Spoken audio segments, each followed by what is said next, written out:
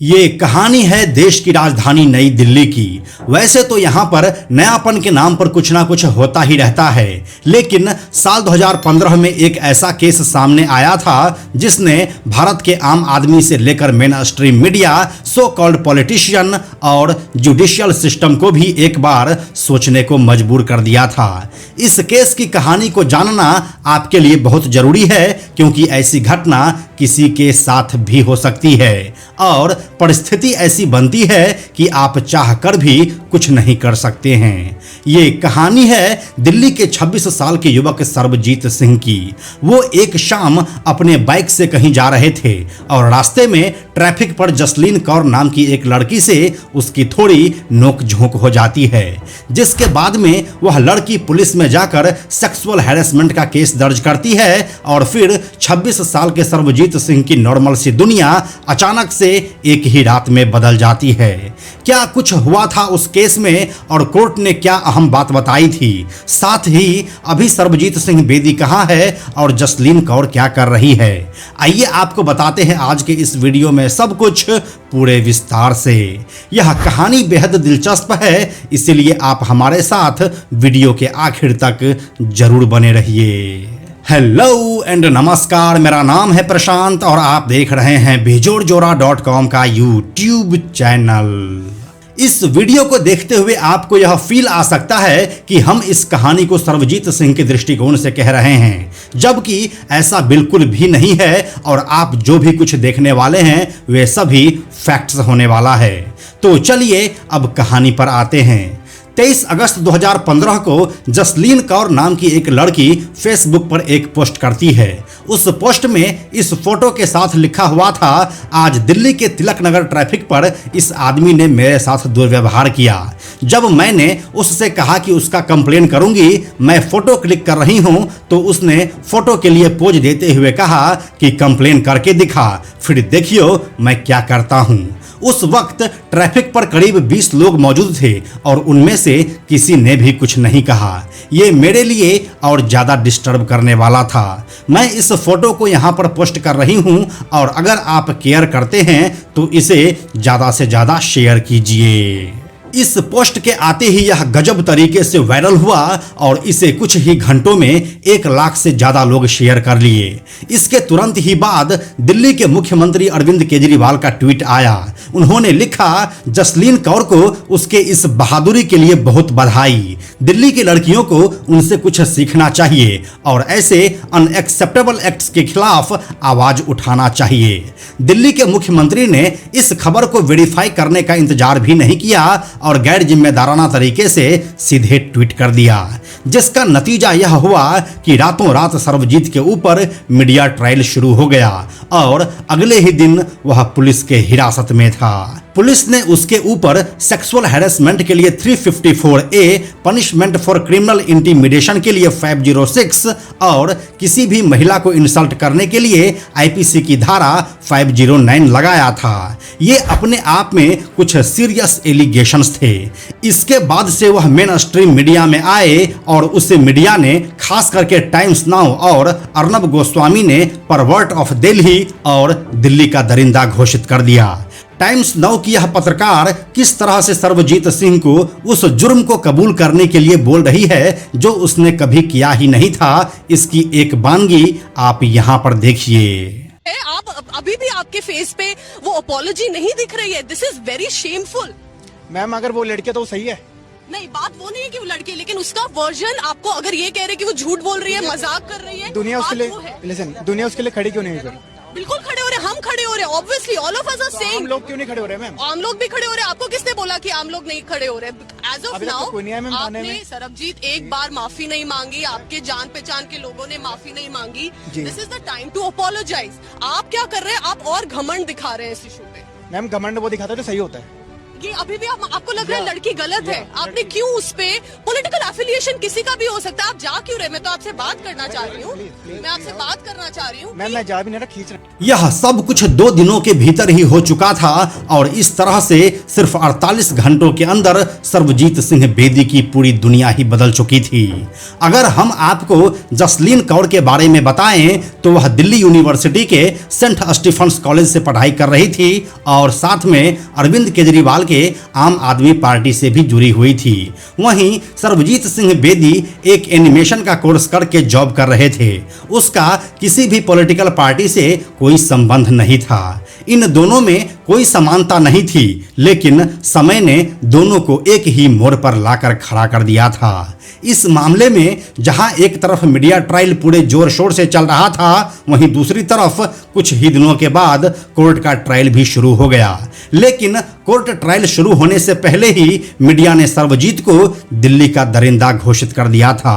वहीं बिना इस मामले की जांच किए दिल्ली पुलिस के डिप्टी कमिश्नर ने जसलीन कौर को उसकी बहादुरी के लिए 5,000 रुपये का इनाम भी घोषित कर दिया। वहीं दिल्ली महिला आयोग की अध्यक्षा स्वाति मालीवाल को भी लगा कि कुछ नहीं, अपराधी तो सर्वजीत सिंह बेदी ही है। में जो तिलक नगर में एक घटना हुई जिसमें एक लड़की के साथ छेड़छाड़ हुई, किस सेंस में, क्या इस बारे में कोई डिस्कशन हुआ? जसलीन के ऊपर हमारा डिस्कशन हुआ क्योंकि हम सब ये मान रहे हैं कि उसने एक अच्छा काम करा है, उसने एक बोल्ड स्टेप लिया। पुलिस कमिश्नर ने भी ये कहा और हमने भी पुलिस कमिश्नर के काम को सराहा है जसलीन को लेकर, क्योंकि तुरंत अरेस्ट हुए और तुरंत उस आदमी को उठाया गया। तो ये एक अच्छा स्टेप है। इससे एक मैसेज जाता है लोगों के अंदर कि अगर आप अब किसी लड़की के साथ कुछ गलत करोगे तो वो बर्दाश्त नहीं किया जाएगा। मतलब किसी को भी इस खबर के तह तक जाने की जरूरत ही नहीं महसूस हुई। अगर एक लड़की बोल रही है कि उसके साथ गलत हुआ है तो वह बिल्कुल सही है। इस दौरान उस लड़के की मानसिक हालात कैसी रही होगी यह जानना किसी के लिए जरूरी नहीं था, चाहे वो मीडिया हो, अरविंद केजरीवाल हो या फिर दिल्ली का डिप्टी कमिश्नर। इस मामले पर जब मीडिया ने जसलीन कौर से पूछा तो उसका कहना वही था जो वह अपने फेसबुक पोस्ट में लिखी हुई थी। उसे आप यहाँ देखिए।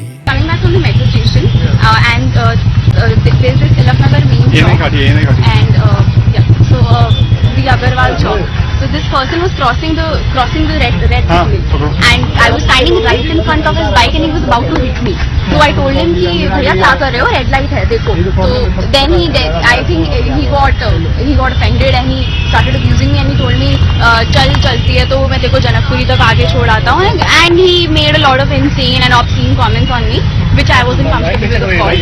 Then I took a picture of him and he posed for the picture and made a sarcastic comment. He said ले ले फोटो ले ले, मुझे कोई डर नहीं है और अगर कंप्लेन की तो देखो फिर मैं क्या करता हूँ। Josleen, you were there. There were other people in the market. Did anyone intervene? Did they try to help you?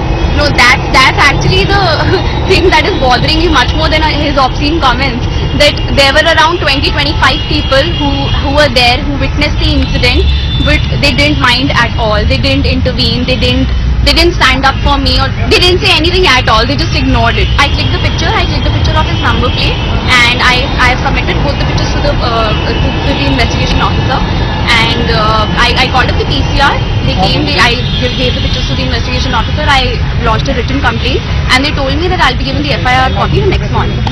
वहीं जब इस मामले पर सर्वजीत सिंह से मीडिया ने सवाल किया तो उनका वर्जन बिल्कुल ही अलग निकला। उनके अनुसार वहां पर हम दोनों के बीच एक आर्गुमेंट जरूर हुई थी जो कि काफी नॉर्मल था, लेकिन जितना कुछ जसलीन कौर बोल रही है उसमें कुछ भी सच्चाई नहीं है। वो सिर्फ पब्लिसिटी स्टंट के लिए ये सब कर रही है और साथ में उसका आम आदमी पार्टी से कनेक्शन भी है जिसका वह गलत फायदा उठा रही है। सर्वजीत सिंह बेदी के स्टेटमेंट को आप यहाँ देखिए। ये आरोप आपके ऊपर जो लगा सर, ये पूरा गलत है। मैंने ना उसको कोई अब्यूज किया, ना कोई अश्लील वर्ड कहा उसको मैंने, क्योंकि मैं उसको जानता ही नहीं कभी। हुआ क्या था? रेड लाइट पे आके मैं जस्ट रुका, उसने मेरे को बाइक पे हाथ रख के रोका, मैं रुक गया। वही मैंने कहा मेरे को लेफ्ट जाना है, अब अपना राइट चले जाओ। तो मैं रूल तोड़ नहीं रहा कि मुझे अगर कोई सजा मिले कुछ भी है। देन उसने सुना नहीं, फिर मैंने लाउडली बोला उसको कि मैडम मुझे लेफ्ट जाना, अब अपना राइट चले जाओ। तो करके बोला मैंने उसको कि तू अपना निकल जा। ये बात हुई। फिर 2 कदम दूर जाकर मेरे को घूरने लग गई वो, उसके बाद मैंने बोला, मैं तेरे को वहाँ तक छोड़ के नहीं आऊँगा मैं, तो तू अपना निकल जा। बाद में पता चला कि वो ट्रैफिक कंट्रोल कर रही थी और उसका एक पार्टनर और था, उसका नाम नहीं पता, और पुलिस ऑफिसर भी वहाँ पे खड़ा हुआ था मिडल में, रोड के मिडल में। ये सीन हुआ बस। ये भी कहा जा रहा है कि वो पॉलिटिकली किसी से जुड़ी, आम आदमी पार्टी से जुड़ी है वो, और सारे वही सपोर्ट कर रहे हैं उसको। तो आपसे क्यों बदला रहे हैं? कोई उसको फेमस होना है, किसी ना किसी को पकड़ के, अगर मैं नहीं था कोई और होता, अगर अब मैं हट गया तो कोई और पकड़ा जाएगा, बस ये है। इस मामले में सर्वजीत सिंह के पिता का क्या कहना है, आप इसे भी देखिए। देखो जी, इसमें उस रोड के ऊपर मेरा लड़का जा रहा था, मेरे लड़के का कोई कसूर नहीं है, मेरा लड़का निर्दोष है। बस इसने ITI एनिमेशन का कोर्स कर रखा है। आप वहाँ से पूछ सकते हो, मोहल्ले से पूछ सकते हो बच्चे का नेचर कैसे, बच्चे का कोई कसूर नहीं, लड़की जानबूझ के फंसाना चाहती है और कहती है कि मैं केजरीवाल के साथ हूँ, मैं केजरीवाल का नाम ऊंचा करूँगी, मैंने केस पकड़ के वोट दिए, ये निर्दोष आदमी को पकड़ दिया। जिस जगह पर ये झगड़ा हुआ है, ये परेशानी हो ही है, उस रोड पे लेफ्ट राइट थी, वहाँ इतना ट्रैफिक था, पुलिस वाला ड्यूटी पे मौजूद था, तो इसके पीछे 2 आदमी हेलमेट के बिना लड़के पकड़े खड़े हुए थे, इसने उनको क्यों नहीं पकड़ा? इनको क्यों पकड़ा? इसका क्या कारण है? इसको, इसका मतलब इसके साथ खुंडा क्यों, इसको तो पकड़ा इसको। यहाँ से अब यह केस कोर्ट में गया और 4 सालों तक चला। इस दौरान कोर्ट में लगातार सर्वजीत हर तारीख पर हाजिर होता रहा। वहीं दूसरी ओर जसलीन कौर आगे की पढ़ाई के लिए कनाडा चली गई। पूरे कोर्ट ट्रायल के दौरान वह एक बार भी जज के सामने हाजिर नहीं हुई। कोर्ट ने उसे व्यक्तिगत रूप से हाजिर होने के लिए समन भी भेजा, बावजूद इसके वह हाजिर नहीं हुई। बाद में उसने कहा कि उसे कोर्ट का कोई भी समन नहीं मिला है, लेकिन जसलीन कौर के वकील ने इस बात को एक्सेप्ट किया कि कोर्ट का समन आया था, बावजूद इसके जसलीन जज के सामने हाजिर नहीं हुई और इसके लिए उसके ऊपर कोई भी कार्रवाई नहीं की गई। वहीं इस पूरे प्रकरण के दौरान मीडिया में नाम आने के बाद से सर्वजीत सिंह को अपनी नौकरी गंवानी पड़ी। उसके पास कोई फिक्स्ड सोर्स ऑफ इनकम नहीं था, जिससे कि उसे आर्थिक और मानसिक परेशानी का सामना करना पड़ा। फाइनली 4 सालों के बाद 24 अक्टूबर 2019 को इस मामले में कोर्ट का फैसला आया और यहां पर सर्वजीत को सभी तरह के आरोपों से मुक्त कर दिया गया। इसके बाद सर्वजीत सिंह ने दिल्ली हाई कोर्ट के सामने फॉल्स एक्यूजेशन लगाने के जुर्म में जसलीन कौर के खिलाफ क्रिमिनल इंक्वायरी के लिए पिटीशन दिया, जिसे कोर्ट ने यह कहते हुए खारिज कर दिया कि इस केस को आगे बढ़ाने के लिए सिर्फ रेप्यूटेशन का खराब होना ही काफी नहीं है। यहाँ पर शायद न्यायाधीश महोदय इस बात को भूल गए थे कि इस दौरान सर्वजीत सिंह और उसका पूरा परिवार आर्थिक संकट के साथ मानसिक प्रताड़ना से भी गुजरा था। लेकिन कोर्ट ने सर्वजीत सिंह को यह छूट जरूर दिया कि वह जसलीन कौर के खिलाफ डिफेमेशन का केस दर्ज करे, लेकिन पिछले 4 सालों से मानसिक प्रताड़ना झेल रहे सर्वजीत अब शायद सुकून की तलाश में थे। खैर, कोर्ट द्वारा निर्दोष साबित होने के बाद सर्वजीत ने एक लंबा फेसबुक पोस्ट लिखा, जिसमें वह सबको धन्यवाद करते हुए दिखे थे। साथ में हम आपको एक और बात बता दें कि गलत रिपोर्ट करने की वजह से न्यूज ब्रॉडकास्टिंग स्टैंडर्ड्स अथॉरिटी यानी कि NBSA ने टाइम्स नाउ पर 50,000 रुपये का जुर्माना भी लगाया था। इन सब मामलों के बाद जसलीन कौर की कोई खबर नहीं है कि अभी वह कहां है और कहां नहीं। हां, अगर अरविंद केजरीवाल को पता हो तो और बात है। वहीं इस केस के खत्म होने के बाद सर्वजीत सिंह उन लोगों के लिए हीरो बनकर सामने आए जो इस तरह की आरोपों को झेल चुके हैं। वो टेड टॉक में भी जगह जगह जाकर अपनी बात रखे और लोगों को गलत के खिलाफ लड़ने के लिए हौसला दिए। इसीलिए इन सब जैसे संवेदनशील मामलों में मीडिया को TRP और नेता को अपनी गंदी पॉलिटिक्स की ओर नहीं भागनी चाहिए, क्योंकि यहाँ पर किसी की जिंदगी दांव पर लगी होती है। तो यही थी सर्वजीत सिंह और जसलीन कौर केस की पूरी कहानी। यह जानकारी आपको कैसी लगी हमें कमेंट में लिखकर जरूर बताइए। हम जल्दी मिलते हैं आपसे एक नए वीडियो के साथ। अंत में एक और ज़रूरी बात, हमने बेजोड़ जोड़ा का एक टेलीग्राम चैनल भी बनाया है जहां आपको हमारे सारे वीडियोस के लिंक सबसे पहले मिल जाएंगे। इसलिए आप लोग टेलीग्राम पर भी हमसे जुड़ें। टेलीग्राम पर हमसे जुड़ने के लिए सिंपली आप टेलीग्राम ऐप के सर्च में जाकर बेजोड़ जोड़ा लिखिए और चैनल पर जाकर ज्वाइन बटन क्लिक कर दीजिए, आप हमसे जुड़ जाएंगे। यह वीडियो अगर आपको पसंद आया तो इसे लाइक और शेयर जरूर करें। आने वाले वीडियोज़ के लिए बेजोड़ जोड़ा को सब्सक्राइब करके बेल आइकन को टच करना ना भूलें। Thank you so much.